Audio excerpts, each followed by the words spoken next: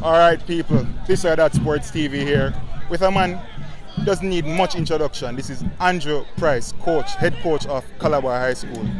Coach, walk us through today's game. I think it was a very competitive game. I think both teams gave as good as they got. Very good rivalry, as expected between both teams. I thought we got some opportunities very early in the game where we should have put the game away and we didn't take those opportunities. And it came back to haunt us in the second half.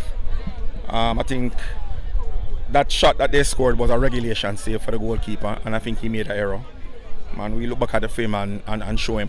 But you should have really saved that, and that's the real difference between the two teams today. That one goal, because we got some opportunities very late on, and we put some pressure, made some changes to see if we could get some more pressure on their defensive unit, and it worked in the last 15 minutes, but it wasn't to be today. We have to be more clinical in front of our goal, and I don't think we were clinical today.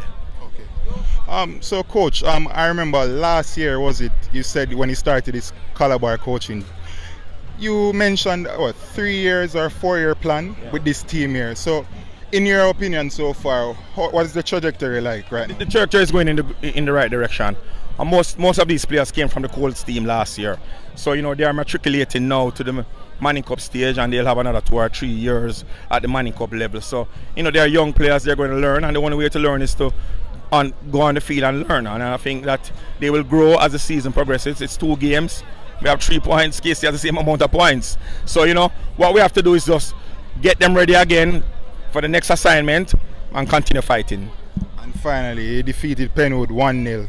Now against your rivals, you're losing 1-0 again. What would be your message in the dressing room? Score some goals. We've got to score some goals. Sometimes one is not enough, and we didn't even get one today, so we have to score more goals.